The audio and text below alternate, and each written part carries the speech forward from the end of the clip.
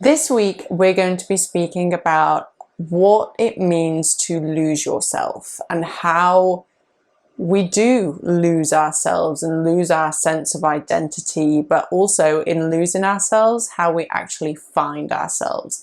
This coming up in this week's episode.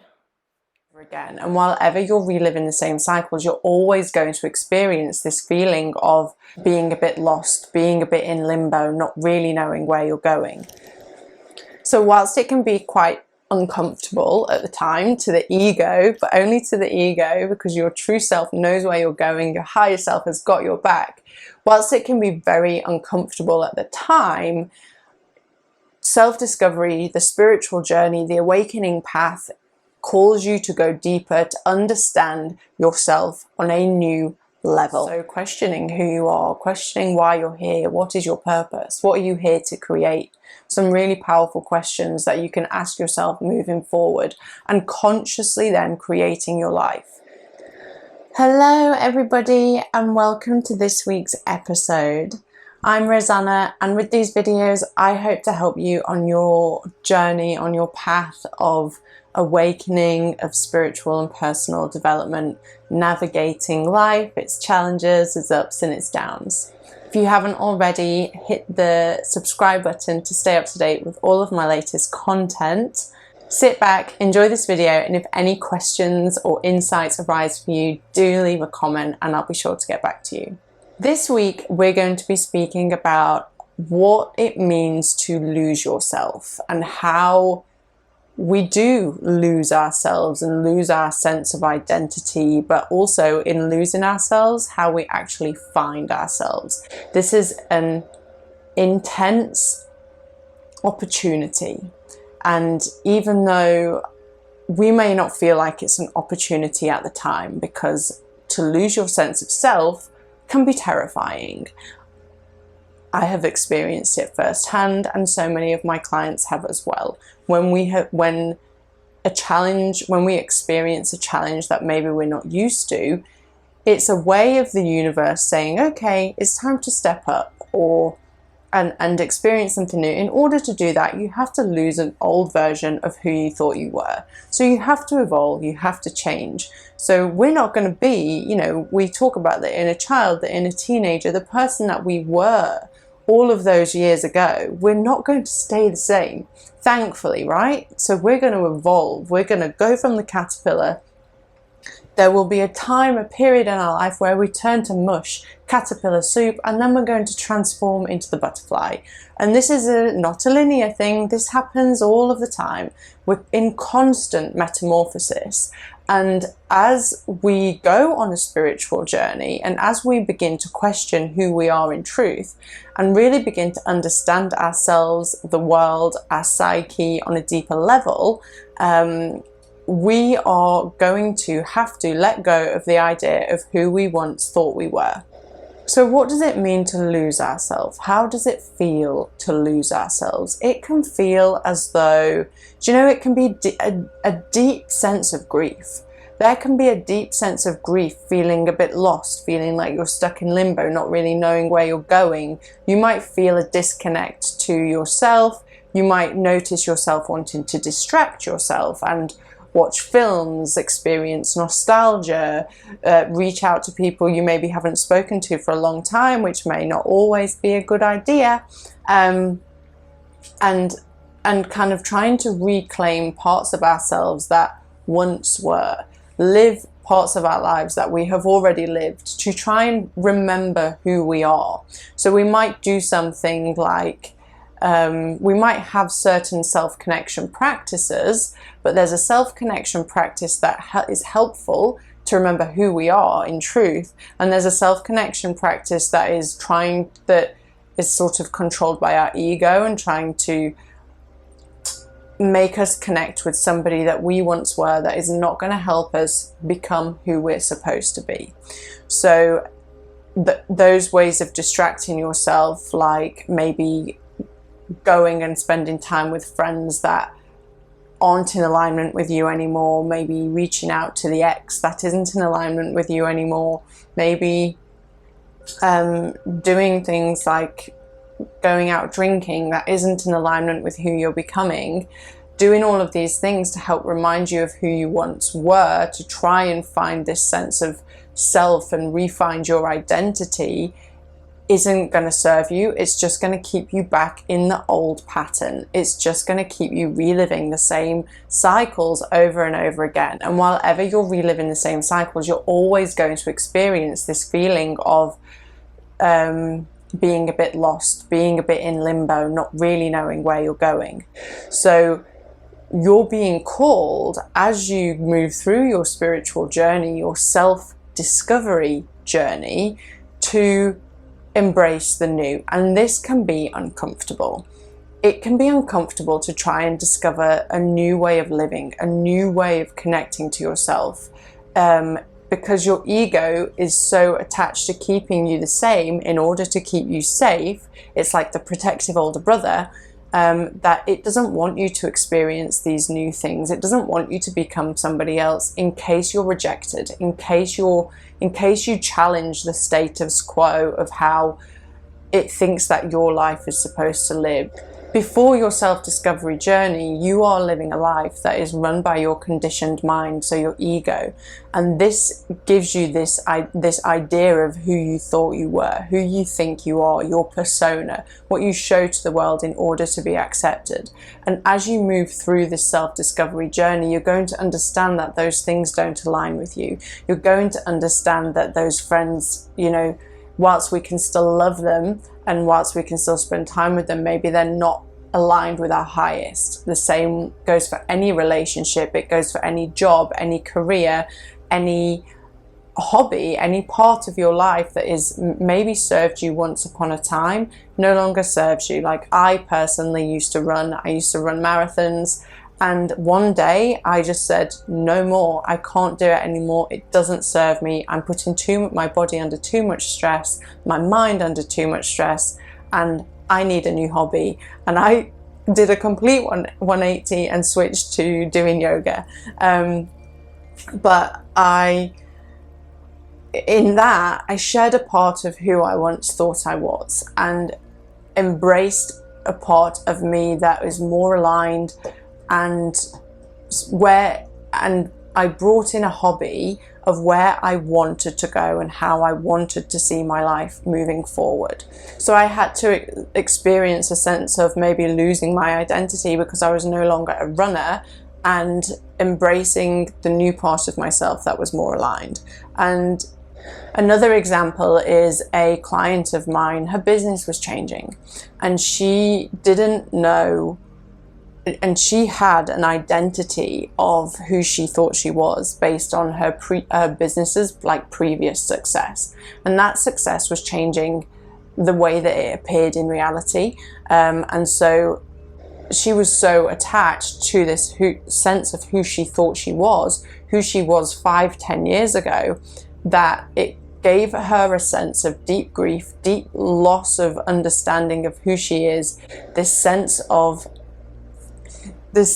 not knowing who she was, where she was going, and it caused turmoil in her body because she was so attached to who she thought she was. And when you're on this journey of self-discovery, it is calling you to go deeper. So my client was being called to go deeper, which is how we ended up working together. She was being called to understand who she was in truth, release attachment of who she thought she was, so that she could move forward on her true path, the next chapter of her life. So whilst it can be quite uncomfortable at the time to the ego, but only to the ego, because your true self knows where you're going, your higher self has got your back. Whilst it can be very uncomfortable at the time, self-discovery, the spiritual journey, the awakening path calls you to go deeper, to understand yourself on a new level. And that new level is only ever going to be found in the true self. It's only ever going to be found in your heart. It isn't going to be found in, picking up a new business, giving yourself a new persona, kind of swapping that old idea of success from the old business into just a new idea of success. That success in the new paradigm of her business has to come from the heart, and that's what she created. The only way that you will ever find, so in order to find yourself after losing yourself, you need to go within. You need to understand who you are in truth, and that is what, like, that's what your soul wants you to do. That is what your whole self wants you to do, which is why you're experiencing this misalignment. Some people will never experience this misalignment because that's not their path. But if you are experiencing a kind of loss of sense of self, loss of identity, you're being called to go within and go deeper, connect to your heart. So maybe just close your eyes for a moment and just breathe into your heart for me.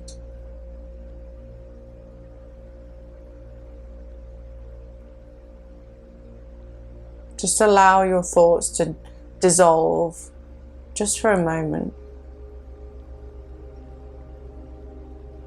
And breathe in and out of your heart.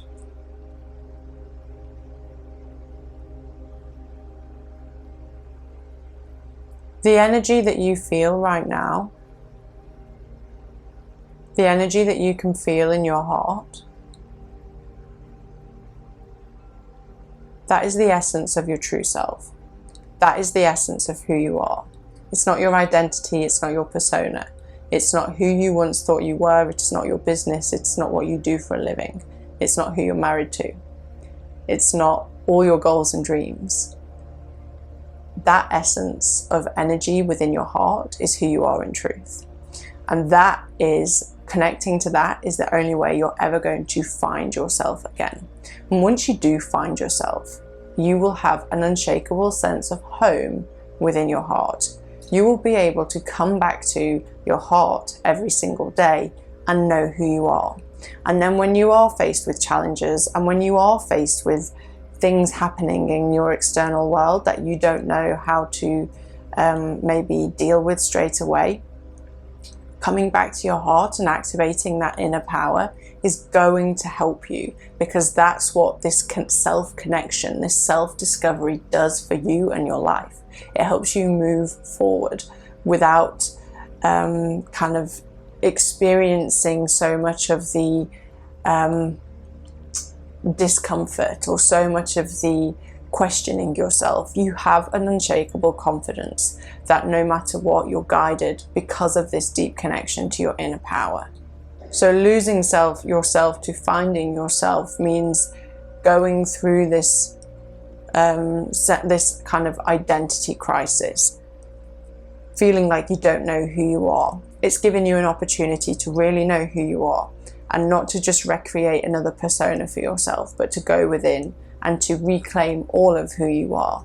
So practices that you can use that are really, really profound are shadow work. First and foremost, learn to know who you are in truth, all of you, the good, the bad, and the ugly, the bits that your golden shadow. So the gold that you have projected onto others, maybe like a celebrity or a guru or a friend who you deeply admire. What you see in them is a part of you as well. Reclaim it. The parts of you that maybe you don't like because maybe you have a judgment against them. We all have judgments. It's part of the human ego's job to judge, to keep us safe. But maybe you're judging somebody for a personality trait that you have, but you've pushed away, you've rejected it.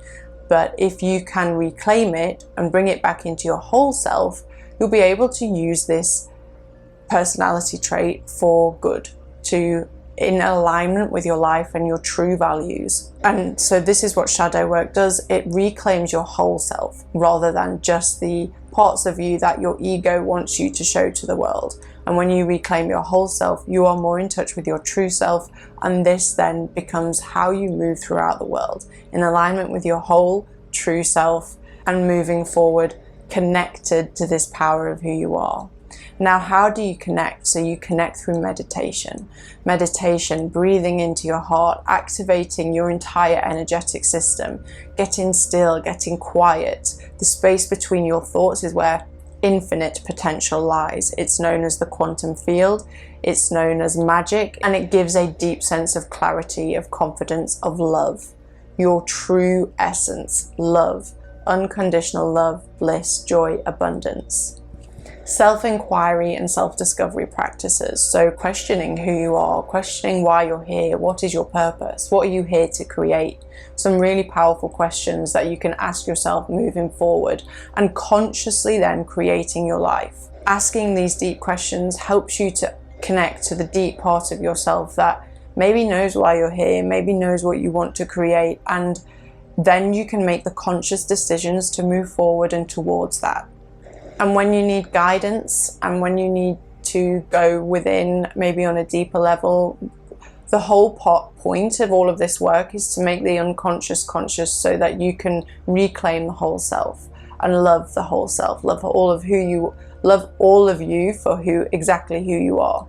And another really powerful tool to do this, to bridge the subconscious and the conscious mind, to make the unconscious conscious, to receive the guidance from your higher self, from your North Star, from the wise sage within you, from the divine child, from the divine mother, the divine father, from whoever you need to receive guidance from, knowing that they're all a part of you, they're all a part of your incredible mystical psyche, is active imagination. So active imagination is a form of meditation where we drop into a deeper brainwave pattern and we ask questions of our subconscious mind, and we connect to the answers, to the wisdom that we have within us. I feel like I won't be the star of this show, but that's okay. And in active imagination, you will receive, asking the questions of your subconscious mind will help you receive all of the answers that you need and any guidance moving forward throughout your life. All of these tools together are extremely powerful. They are a huge part of the work that I do with my clients to help them go from maybe having this sense of being in limbo, not knowing who they really are, wanting to go deeper, to connect more, to understand where they're supposed to be going through life, live their soul's purpose. We use a mixture of these in coaching to get you on your aligned path, to connect you to your true self and have you moving through your life in a graceful and powerful way.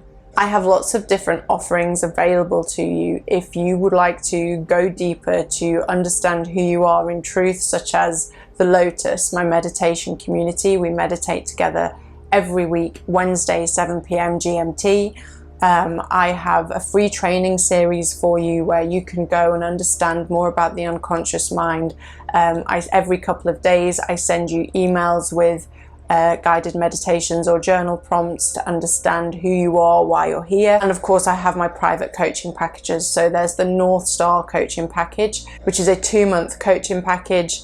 And we help you understand what your North Star is, connect to that power within you to find the guidance that you need moving forward throughout your life. And then I have the 6-month metamorphosis coaching package where we really dig deep into your life transformation and help you truly step into your power and move throughout life as your truest, most authentic self. If you are interested in any of those, if you think I can help you in any way at all of the links are in the description. You can leave a comment and I will get back to you. And if this video has helped you, if you have enjoyed this, please hit the thumbs up button to help support this content. I hope you have a really beautiful day and thank you so much for joining me.